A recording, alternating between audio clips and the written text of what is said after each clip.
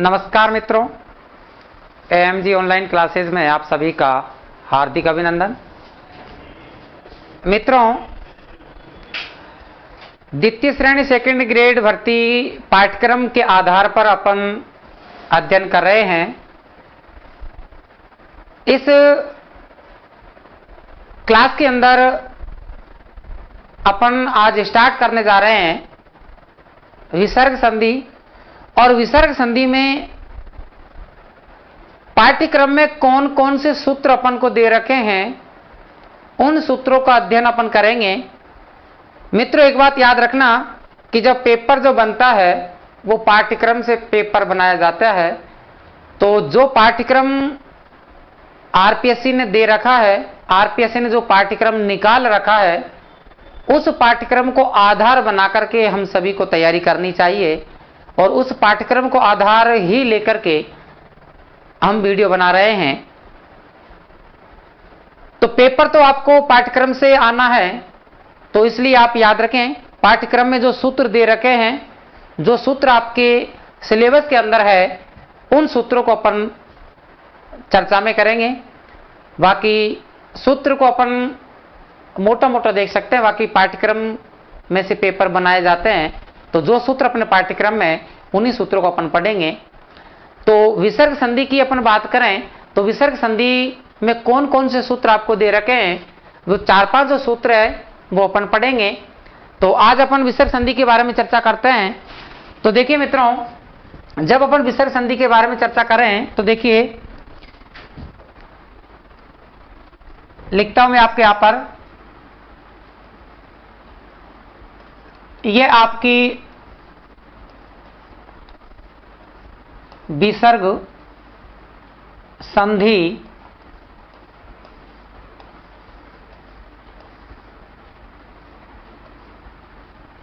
अब विसर्ग संधि की अपन बात करें तो विसर्ग संधि में मित्रों जो आपके सूत्र दे रखे हैं, उन सूत्रों को अपन पढ़ेंगे।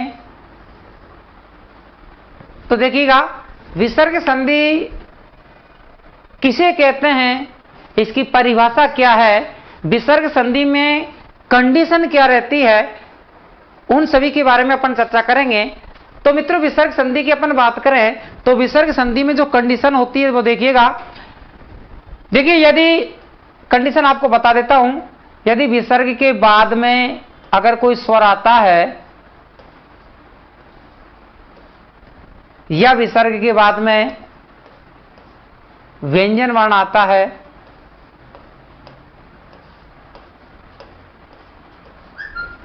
विसर्ग के बाद में स्वर भी आ सकते हैं, विसर्ग के बाद में व्यंजन भी आ सकते हैं। तो विसर्ग के बाद में स्वर आने पर जो परिवर्तन होता है उसे विसर्ग संधि कहते हैं। या विसर्ग के बाद में अगर कोई व्यंजन वर्ण आ जाता है और जो परिवर्तन उत्पन्न होता है उसे हम विसर्ग संधि कहते हैं। तो विसर्ग संधि की परिभाषा अपन क्या रख सकते हैं, तो याद रखें, यदि विसर्ग के बाद में कोई स्वर या व्यंजन वर्ण आने पर जो परिवर्तन उत्पन्न होता है उसे हम विसर्ग संधि कहते हैं।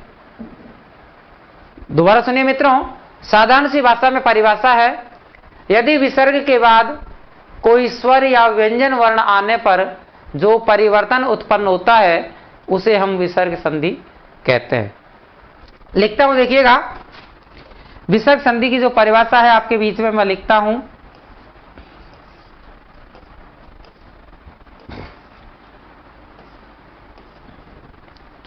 तो देखिएगा, विसर्ग संधि की परिभाषा मैं आपके सामने लिख रहा हूं।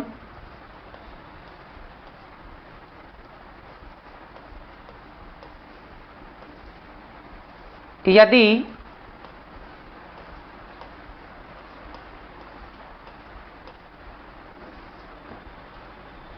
विसर्ग के बाद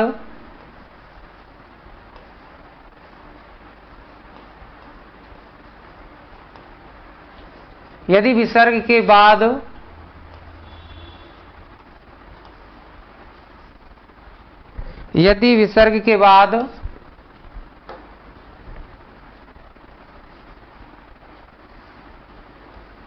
कोई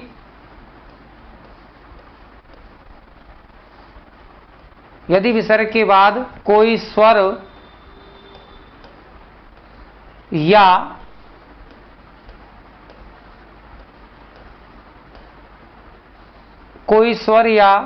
व्यंजन वर्ण, यदि विसर्ग के बाद कोई स्वर या व्यंजन वर्ण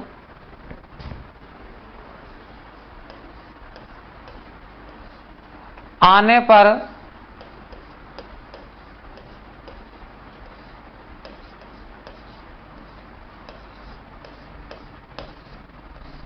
व्यंजन वर्ण आने पर जो परिवर्तन उत्पन्न होता है, जो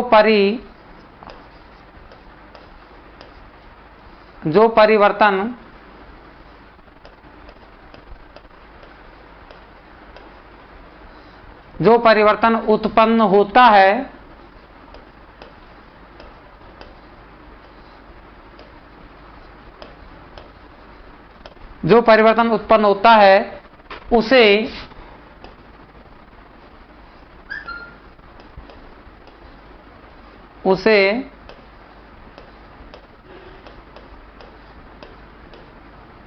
विसर्ग संधि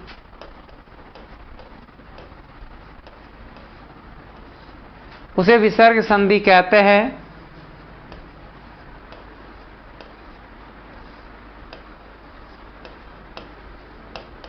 उसे विसर्ग संधि कहते हैं। परिभाषा याद रख लेना, यदि विसर्ग के बाद में कोई स्वर या व्यंजन वर्ण आने पर जो परिवर्तन उत्पन्न होता है उसे हम विसर्ग संधि कहते हैं। विसर्ग संधि के निम्न भेद हैं, देखिएगा मैं नीचे लिखता हूं। विसर्ग संधि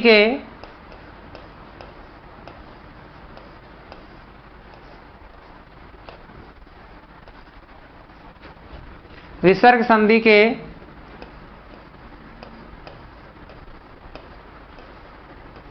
निम्न भेद है।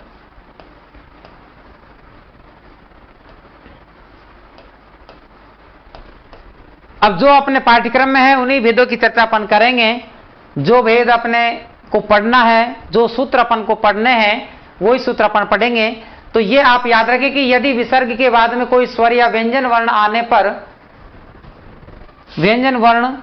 आने पर जो परिवर्तन उत्पन्न होता है उसे विसर्ग संधि कहते हैं। विसर्ग संधि के निम्न भेद होते हैं, तो आप याद रख लेना यह विसर्ग संधि के निम्न भेद हैं। अब उन भेदों में से सत्व विसर्ग संधि है, ऊतु विसर्ग संधि है, ऋतु विसर्ग संधि है, और एक आप पढ़ेंगे लोप विसर्ग संधि है। शायद लोप विसर्ग संधि का सूत्र आपके नहीं है, तो इन तीन संधियों के बारे में अपन चर्चा करेंगे। जैसे उदाहरण की अपन बात करें, कोई शब्द ले लीजिए, जैसे यदि विसर्ग के बाद में कोई स्वर या व्यंजन आता है तो क्या परिवर्तन होता है। तो उदाहरण में मैं आपको बता देता हूं, देखिएगा। जैसे उदाहरण की चर्चा अपन करते हैं तो देखिए मित्रों, उदाहरण की बात अपन करें तो देखिएगा, जैसे मान के चलते कोई सा उदाहरण है, जैसे आपने लिखा है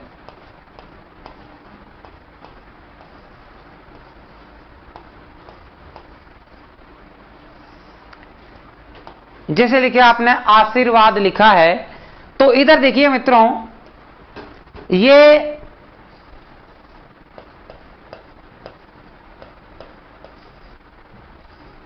आशी प्लस बाद आपने लिखा। इधर आपको ये विसर्ग दिखाई दे रहा है, इधर आपको ये व्यंजन वर्ण दिखाई दे रहा है। वर्ण कौन सा है आपका?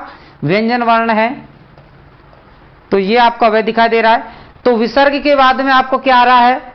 व्यंजन आ रहा है, तो ये विसर्ग संधि कहलाएगी। और यदि मान के चलते हैं इधर से, जैसे कोई सा भी स्वर आ जाता है,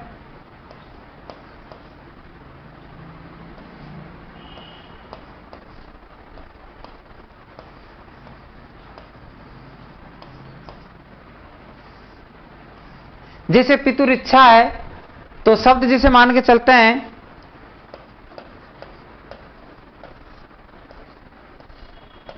पितु प्लस इच्छा, तो इधर आपको देखिएगा प्लस के इधर की तरफ आपको क्या दिखाई दे रहा है? विसर्ग। इधर आपको क्या दिखाई दे रहा है, आपको ये स्वर है। तो देखिएगा मैं लिख देता हूं यहां पर, तो देखिएगा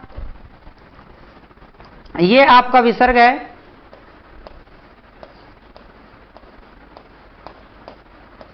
और इधर आपका ये क्या है, स्वर है।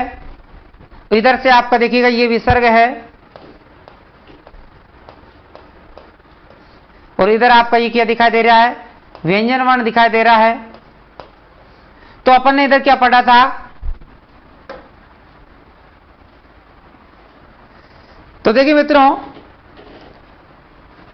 जब अपन पढ़ रहे थे कि विसर्ग के बाद में कोई व्यंजन वर्ण आता है, तो यदि विसर्ग के बाद में कोई स्वर या व्यंजन वर्ण आता है, तो विसर्ग के बाद में इधर स्वर आ रहा है, तो इनमें जो परिवर्तन होता है तो यहां विसर्ग संधि कहलाएगी।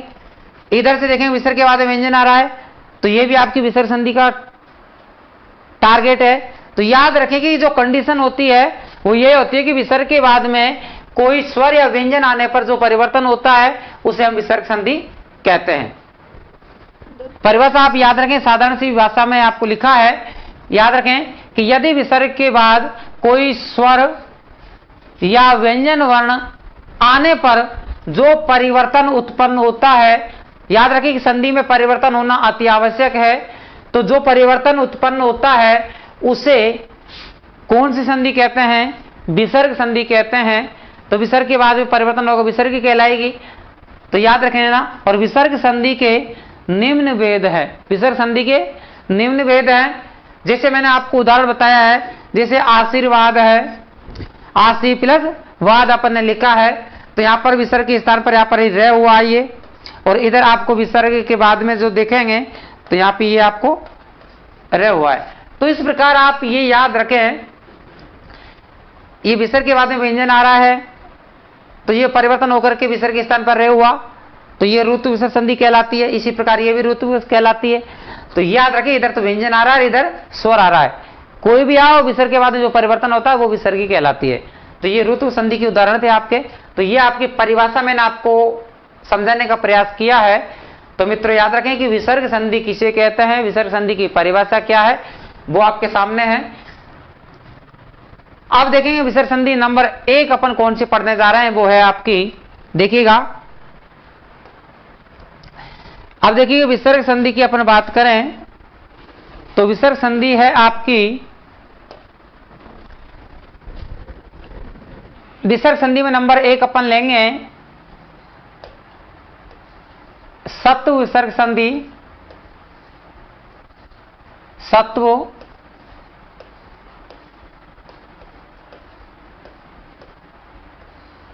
सत्व विसर्ग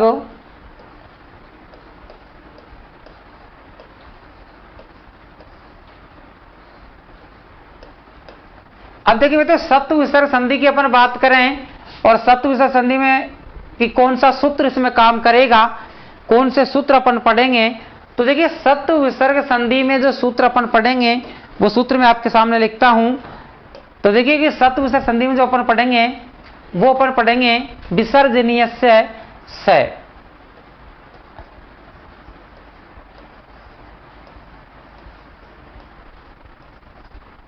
विसर्ज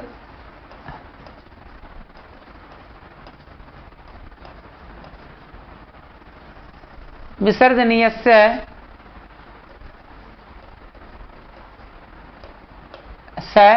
ये अपन सत्व विसर्ग संधि में पहला सूत्र अपन पढ़ेंगे। आपके पाठ्यक्रम में ये सूत्र दे रखा है विसर्जनीय से। सूत्र क्या कहता है, सूत्र देखिएगा मित्रों, जब सूत्र की अपन चर्चा करते हैं तो सूत्र ये कहता है, इसको हिंदी में मैं लिख देता हूं इधर।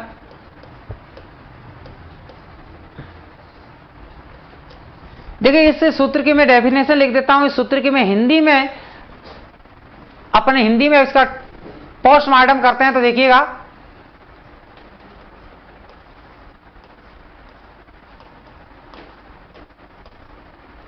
विसर्ग और विसर्ग को अपन जानते हैं कि दो बिंदुओं के रूप में लिखते हैं अपन, प्लस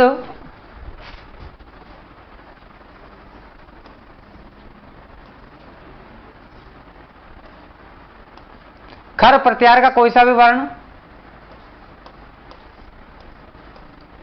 खरवर्ण, और खरवर्ण आप याद हैं आपको कौन कौन से होते हैं? वर्ग का पहला, दूसरा और तीनों से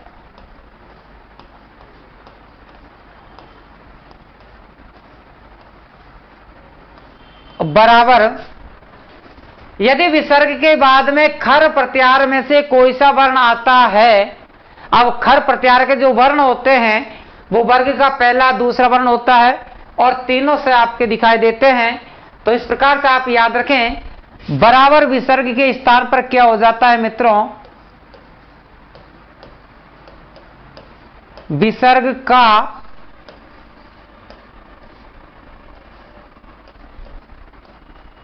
स होता है, विसर्ग का क्या हो जाता है? स हो जाता है, हलंत वाला स होता है। अब देखिएगा सत्य विसर्ग संधि का जो सूत्र है मैंने आपके सामने लिखा है, विसर्जनीय स। जब अपन इस सूत्र को खोलते हैं तो सूत्र कहता है कि विसर्ग के बाद में खर प्रत्याहार का कोई वर्ण आता है, और खर प्रत्याहार होते कौन से हैं? वर्ग का पहला और दूसरा, स तीनों से। तो क्या परिवर्तन होता है? तो विसर्ग का क्या हो जाता है? स हो जाता है। जैसे अपन उदाहरण कोई सा भी अपन लेंगे तो मित्रों उदाहरण आप ले सकते हैं, तो देखिएगा जैसे आप उदाहरण कोई सा भी लेंगे तो देखिएगा जैसे आपने उदाहरण लिया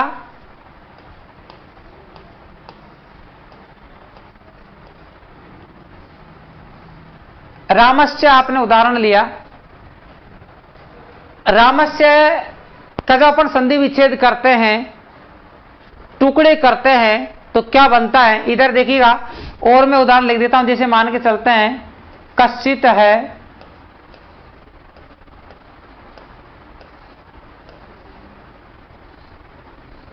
कश्चित उदाहरण मैंने लिखा है। जैसे मान के चलते हैं कोई सा उदाहरण अपन लेंगे, सत्य विसर्ग संधि में, और उदाहरण कई सारे उदाहरण आपके देखने को मिलते हैं।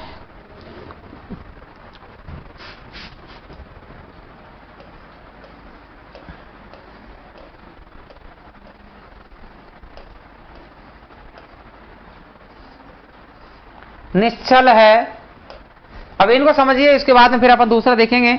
अब देखो सामने कि जब अपन इनकी बात करते हैं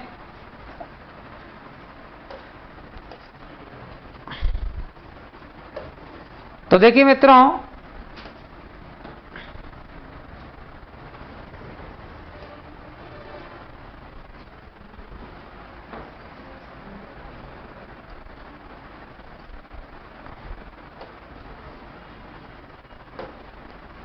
देखिए आपके जब अपन पढ़ते हैं तो देखिए रामस्य का अपन संधि विच्छेद करते हैं,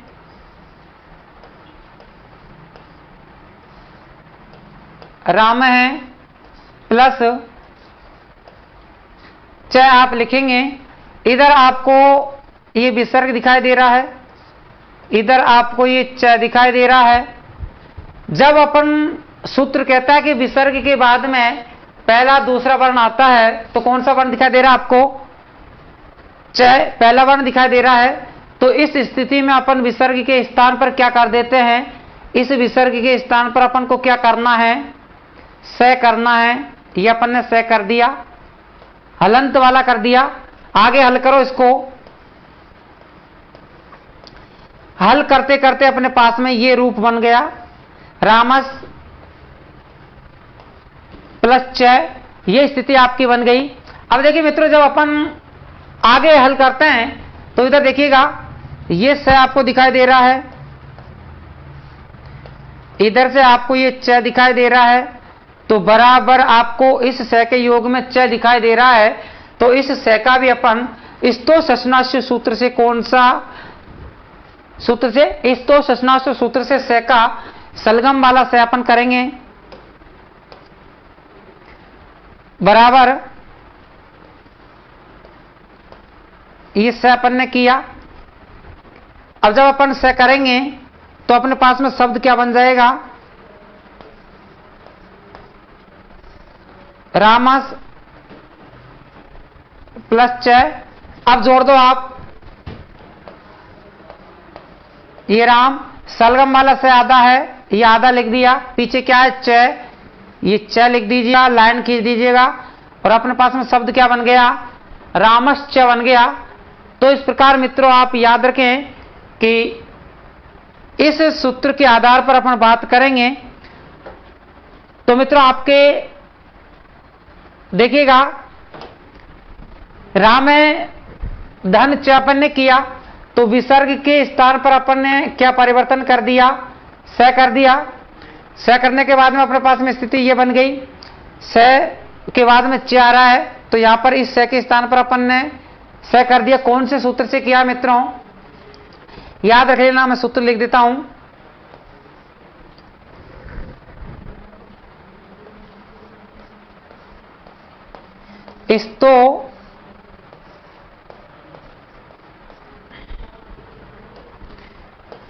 इस्तो शशनाशु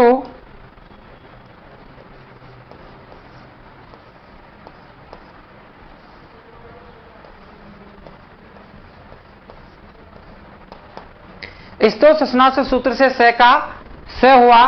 इधर अपन बात करें तो विसर्जनीय से स, ये सूत्र आपने यहां लग दिया।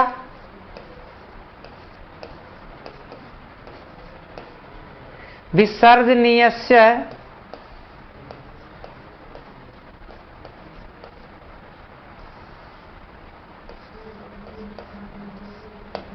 यानी विसर्जनीय से विसर्ग का स हो गया। इधर आपको इस्तो शशनाश सूत्र से स का सलगम हो गया। आगे फिर अपन जोड़ा तो अपने पास में शब्द क्या बन गया जी, रामस्य बन गया। लेकिन आपके पेपर में प्रश्न आ जाए कि रामस्य का संधि विच्छेद क्या होता है, तो पेपर में ऑप्शन के आधार पर आपको करना होगा, क्योंकि इस शब्द का संधि विच्छेद अपन दो प्रकार से कर सकते हैं। एक तो रामस प्लस च कर सकते हैं, एक राम है प्लस च कर सकते हैं। तो आप याद रखिए कि पेपर के ऑप्शन में अपन को क्या मिलता है, उस आधार पर इसको अपन कर सकते हैं। इसी प्रकार कश्चित का संधि विच्छेद अपन करेंगे तो देखिएगा, कै धन चित अपन ने किया,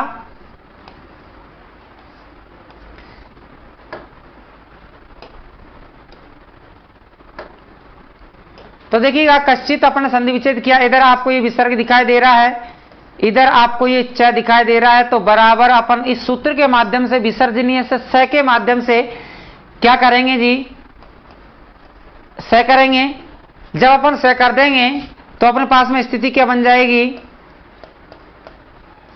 कस बनेगी। इसके बाद में देखिएगा इधर क्या बच रहा है आपका चित्त। अब इसको आप देखिएगा, इधर स दिखाई दे रहा है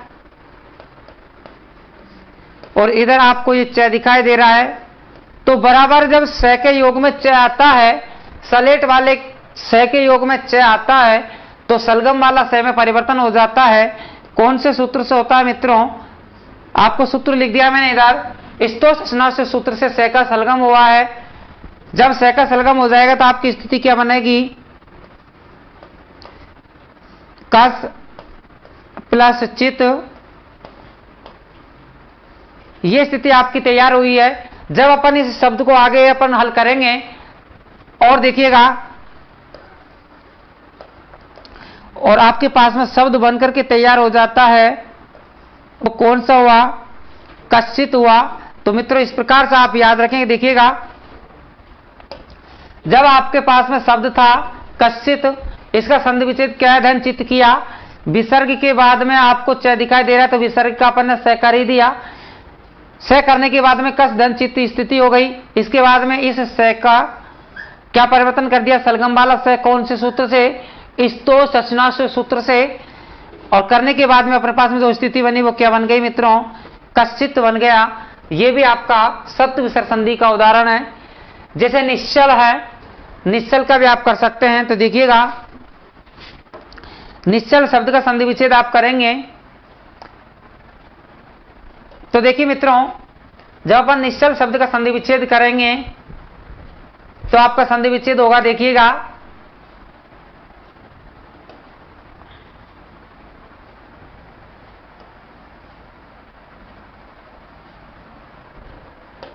तो देखिएगा जब अपन संधि विच्छेद करेंगे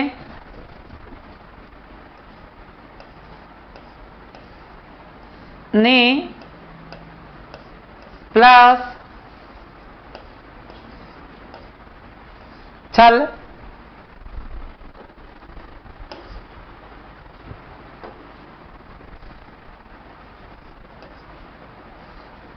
निश्चल अपन ने किया। इधर आपको विसर्ग दिखाई दे रहा है, इधर आपको ये छह दिखाई दे रहा है। अपना सूत्र क्या कहता है, विसर्ग के बाद में खर वर्ण आनी चाहिए, तो खर वर्ण में आपका दूसरा वर्ण दिखाई दे रहा है, पहला दूसरा आ सकता है। तो इस स्थिति में अपन विसर्ग के स्थान पर क्या कर देंगे, इस विसर्जनी से स के माध्यम से स कर दिया अपन ने, अर्थात इसका हलंत वाला स बना दिया। जब हलंत वाला स बना देंगे तो अपने पास में स्थिति क्या हो गई, निस धन छल हो गया। इधर देखिएगा, जब यह स्थिति हो जाएगी तो इधर से आपको ये स दिखाई दे रहा है, स के बाद में आपको ये छ दिखाई दे रहा है, तो बराबर वो इस्तो ससना से सूत्र से स के योग में 6 आ रहा है, 6 वर्ग का 6 दिखाई दे रहा है। तो इस स्थिति में स के स्थान पर अपन कौन सा स कर देंगे, सलगम वाला स करेंगे, और सलगम वाला स अपन कर देंगे तो फिर आपके पास में देखिएगा रूप क्या बन जाएगा, निस प्लस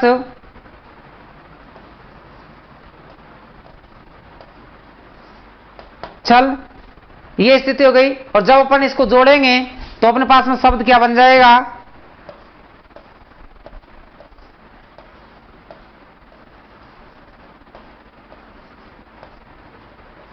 निश्चल।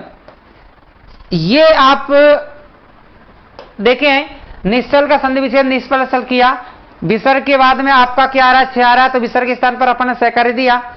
इधर से स करने के बाद में निस प्लस छल, ये स्थिति हो गई।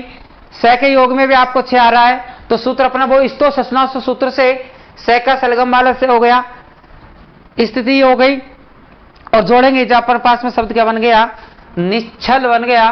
तो ये आपका निश्चल शब्द हो गया। जैसे मान के चलते हैं, एक उदाहरण ले लेता हूं आपके बीच में। जैसे मान के चले, आपने शब्द लिखा नमस्ते लिखा, और इसका संधि विच्छेद अपन ने किया, तो देखिएगा नमस्ते शब्द का संधि विच्छेद अपन जब करेंगे तो देखिए मित्रों क्या होता है, नमस्ते शब्द का संधि विच्छेद अपन करेंगे तो देखिएगा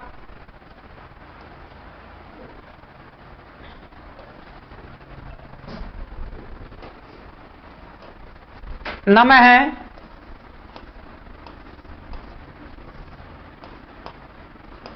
प्लस ते। अब देखिए मित्रों, नम है प्लस ते अपन ने किया, तो इधर आपका ये विसर्ग दिखाई दे रहा है, विसर्ग के बाद में आपको ते दिखाई दे रहा है, तो बराबर अपन इस विसर्ग के स्थान पर क्या करेंगे, विसर्ग के स्थान पर अपन स करेंगे। स अपन ने कर दिया। आगे देखो, नमस धन ते, ये स्थिति हो गई। अब इसके बाद में अगर कोई सूत्र लग रहा है तो लगाइए, अगर नहीं लग रहा है तो अपना रूप तैयार हो गया है। तो यहां पर इस्तो ससना से सूत्र नहीं लगता। अब देखिएगा,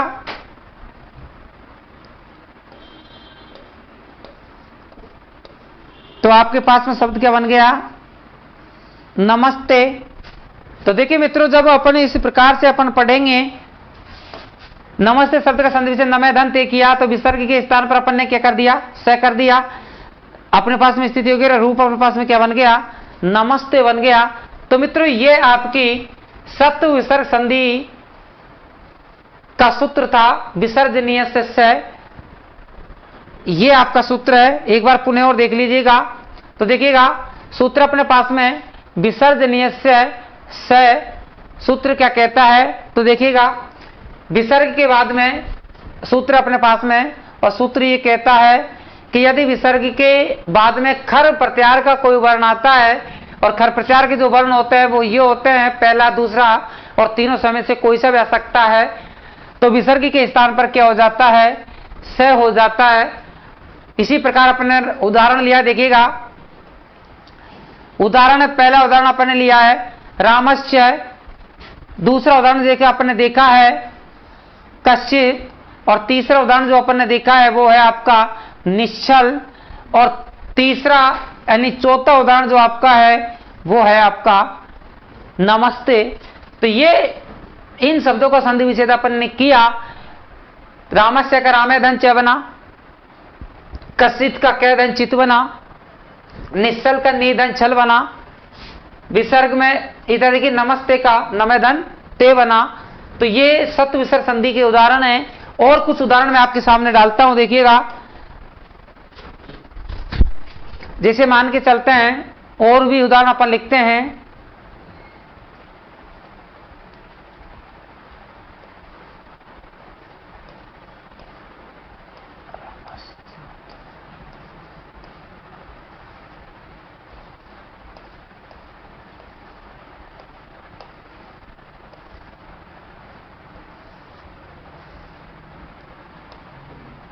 रामस चिनौती अपन ने लिया। जैसे मान के चलते हैं, आपने उदाहरण जैसे नमस्ते आपने लिया था पहले, और उदाहरण देखिएगा। विष्णु त्राता है,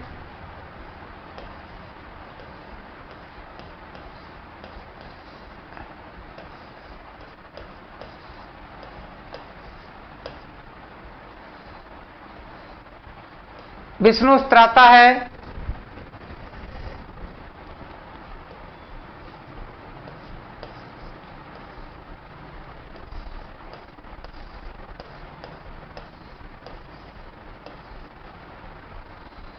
हरी सेते भी अपन कर सकते हैं। हरी सेते जो उदाहरण है वो अपन अगले सूत्र में पढ़ाएंगे।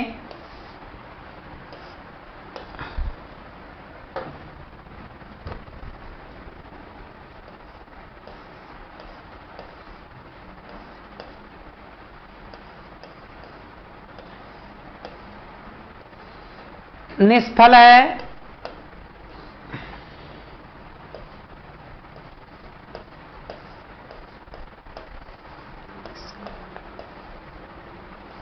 निष्कपट है,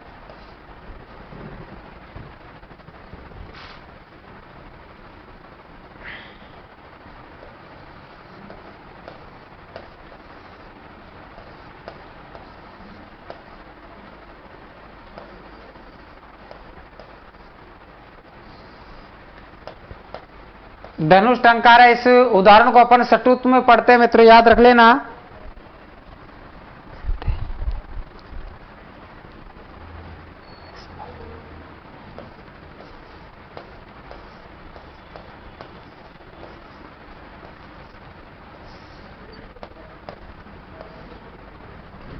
और उदाहरण मैंने आपके सामने लिखा है, ये आपके रामस अष्ट रामस सेते हैं, और लिख देता हूं।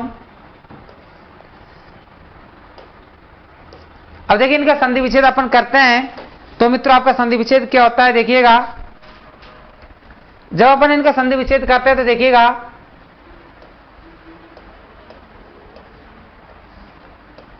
रामे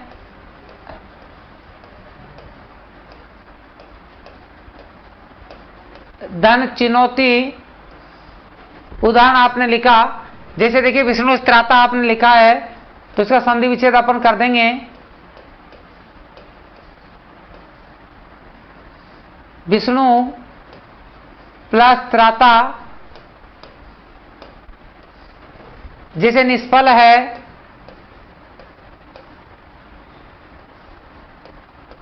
नि प्लस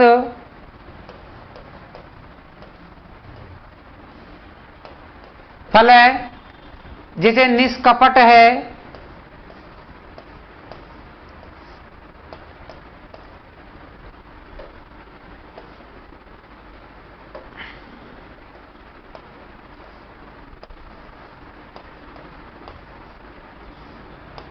नी प्लस कपट हो गया,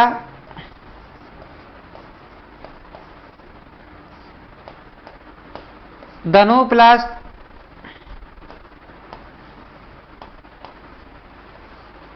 टंकार,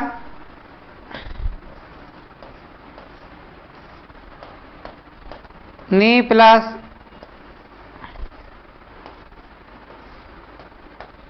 ये आपका संधि विच्छेद हुआ। अब जब अपन देखेंगे तो इधर देखिए मित्रों, विसर्ग के बाद में आपका च दिखाई दे रहा है, इधर भी विसर्ग के बाद में आपका ट दिखाई दे रहा है, इधर भी विसर्ग के बाद में आपका फ दिखाई दे रहा है, इधर भी देखिएगा विसर्ग के बाद में आपका क दिखाई दे रहा है, और इधर भी देखिएगा विसर्ग के बाद में आपका ट दिखाई दे रहा है, और इधर देखेंगे अपन तो विसर्ग के बाद में ठ दिखाई दे रहा है।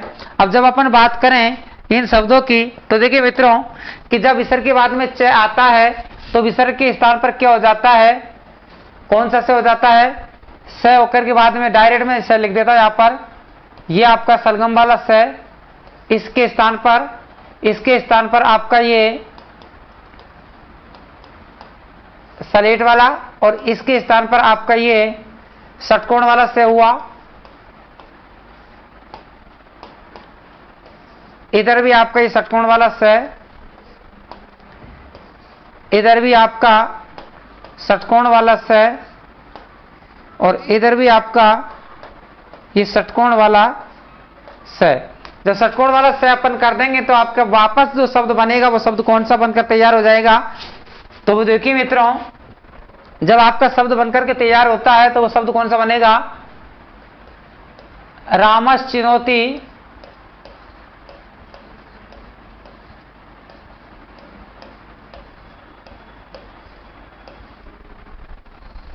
रामश्चिनोति शब्द आपके बनकर के तैयार हुआ। इसी प्रकार आपका विष्णु स्त्राता हो जाएगा।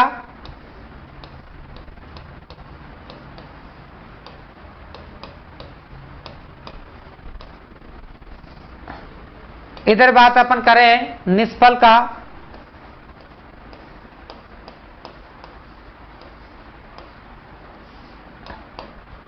इधर अपन करें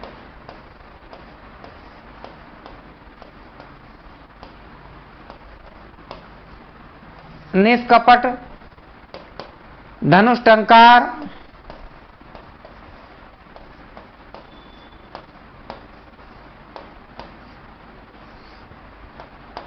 और इधर अपन बात करें तो आपका शब्द बन गया निष्ठुर।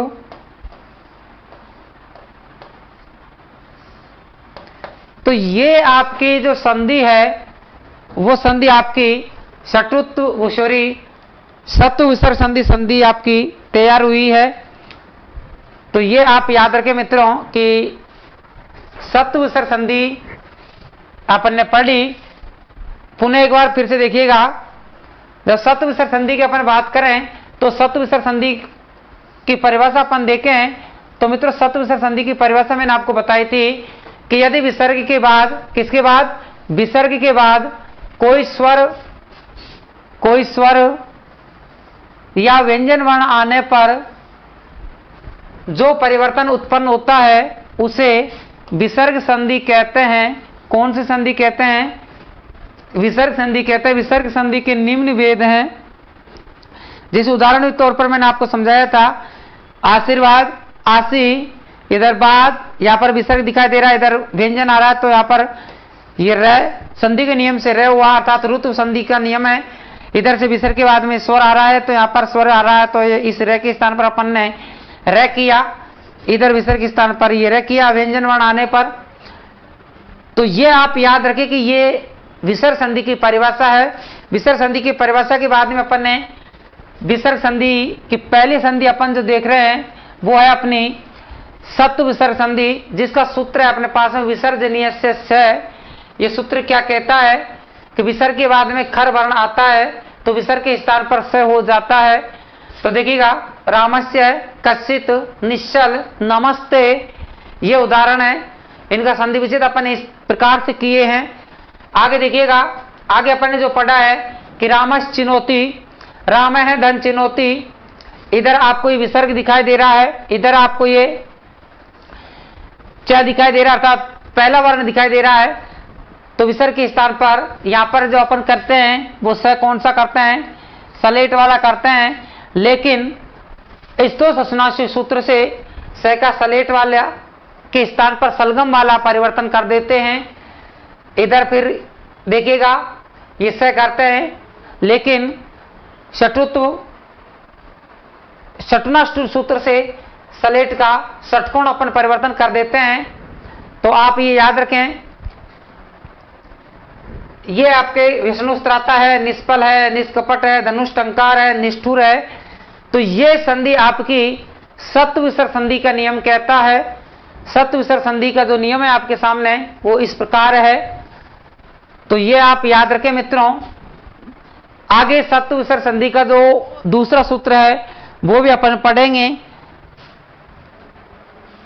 तो ये आपके याद रखें, वासरी सूत्र अपन और भी पढ़ेंगे इसमें। तो वासरी सूत्र जो अपवाद है वो भी अपन देखेंगे। तो देखिएगा, वासरी अपन देखें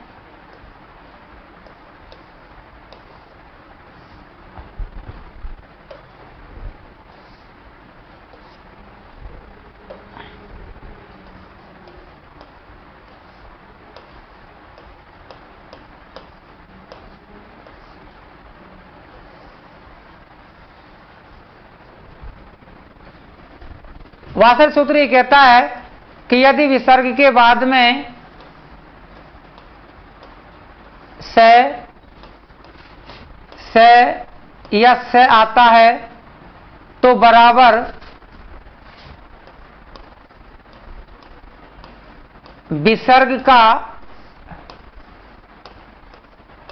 विसर्ग ही रहता है।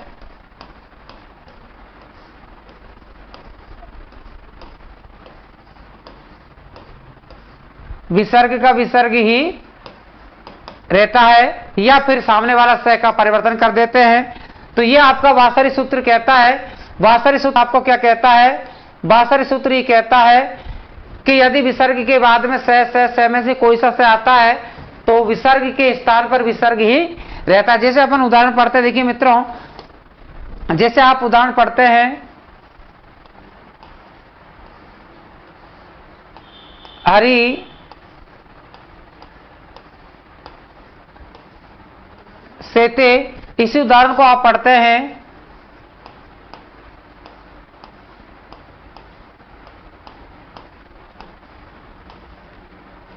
हरि सेते पढ़ते हैं। जैसे मान के चलते हैं नि संधे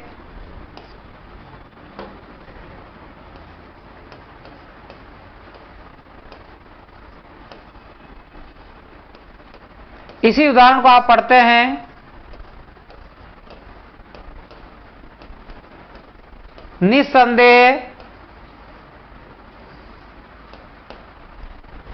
जैसे मान के चलते हैं और उदाहरण देखिएगा,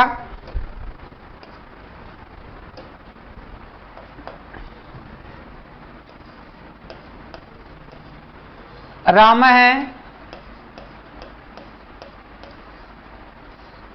षष्ठ है,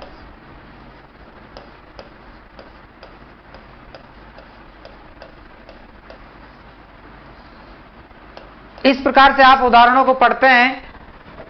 वासरी सूत्र ये कहता है कि विसर्ग के बाद में स में से कोई सा आता है तो विसर्ग का विसर्ग ही रहता है, या फिर सामने वाला स ही उसमें परिवर्तन हो जाता है। जैसे आप ये उदाहरण पढ़ते हैं, इनका संधि विच्छेद अपन करें तो देखिए मित्रों, संधि विच्छेद क्या करते हैं। तो देखिएगा, संधि विच्छेद जो अपन करेंगे, हरि प्लस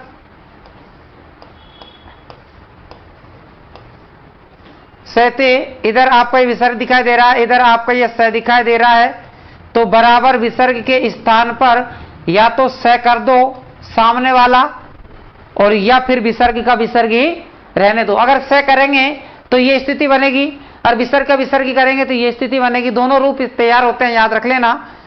तो अपन ने जैसे मान के चलते हैं, ये हरीश कर दिया, पीछे क्या है सहते, तो ये आपका रूप बन करके तैयार हुआ था। अगर विसर्ग का विसर्ग अपन रख देते हैं तो ऐसे कैसे कुछ नहीं करना है, प्लस को मिटा दे देना है और शब्द पास बन जाएगा हरि सेते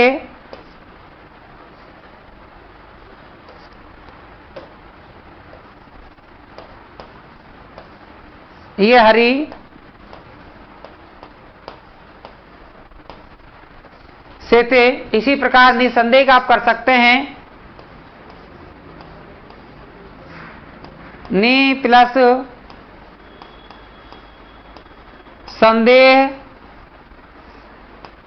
इसी प्रकार राम षष्ठ का कर सकते हैं, राम है प्लस षष्ठ है। जब अपन आगे अपन बात करते हैं तो विसर्ग के बाद में क्या दिखाई दे रहा है आपको, स दिखाई दे रहा है, तो बराबर विसर्ग के स्थान पर हम क्या कर देंगे, जो सामने वाला स दिखाई दे रहा है वो कर देंगे, या फिर विसर्ग का विसर्ग ही रहने देंगे। तो विसर्ग का विसर्ग ही रहने देंगे तो नी प्लस संदेह बन जाएगा, और विसर्ग के स्थान से कर देंगे तो निसंदेह बन जाएगा। बात एक ही है, कोई सा भी आप लिख सकते हैं। अगर अपन से करते हैं तो अपने पास में शब्द ये बनेगा, और यदि अपन से नहीं करते हैं तो अपने पास में शब्द ये बनेगा।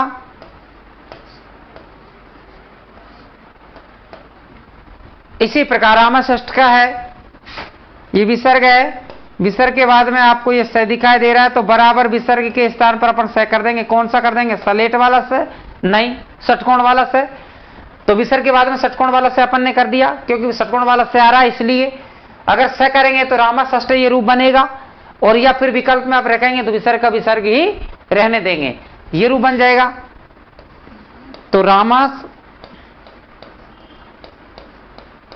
षष्ठ है, और या फिर